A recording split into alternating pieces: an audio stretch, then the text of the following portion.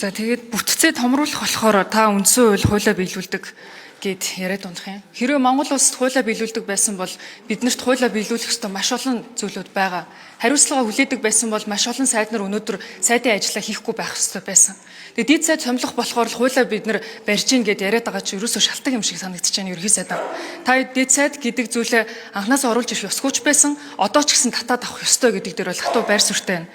Тэгэхээр миний асуулт бол олон улсын төвшөнд эрчим хүчний салбарын либералчлахтай бол түгээх хангах салбараас нь эхэлдэг туршлагатай.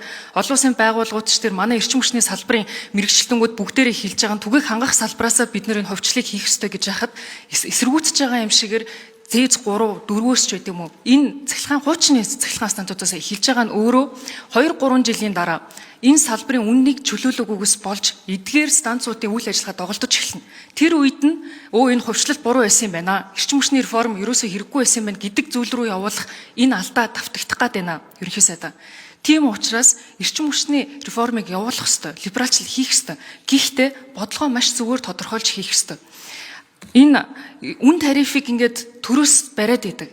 Та өөрөө чуулган дээр байж байхдаа хэлжсэн дулааны үн тариф, цахилгааны үн тарифыг нэмэхгүй гэд. Гэхдээ өнөөдөр ерөнхий сайдад тийх эрх нь байхгүй хуулийн дээр. Их хурлын гишүүнд одоо энэ дулаан цахилгааны үнийг нэмэх эрх нь ч байхгүй хуулиараа. Эрчим хүчний зохицуулахоор л энэ үн тарифын асуудлуудыг хуулиараа зохицуулах үүрэгтэй. Тэгээд 10 жил гарan ердөөсөө улс төрчлөлтөөс болж үн тарифыг өөрчлөхгүй явж байгаад гинт 10-20 дахин нэмээд явцдаг. Улс оронд энэ иргэд аж ахуйн нэгжүүд төлөвлөх боломжгүйгээр гинт өндөр дүнгээр энэ үнийн нэмэгдлүүдийг хийдэг. Өмнөх онд би бас хэлжсэн. Чойжл сүрэн сайдд хэлжсэн. Ердөөсөө шууд хэд дахин үнээр бид нар энэ үнийг өөрчилж болохгүй. Багаар жил болгонд нь ард иргэд.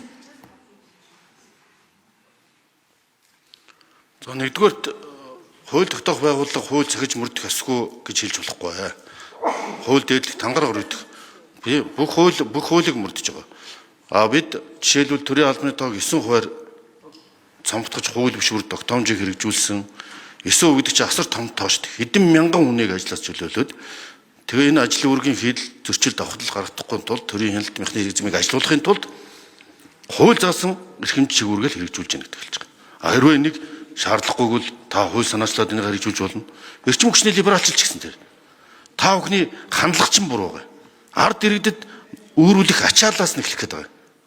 Та нар захилгаан дулааны үнийг нэмээ гэж шаардаад байгаа. Гэтэл тэр чинь анхан шатнаас нь эхлээ заяа. Үгүй чөлөөл гэдэг чинь нэмэлт гэсэн үг шүү дээ.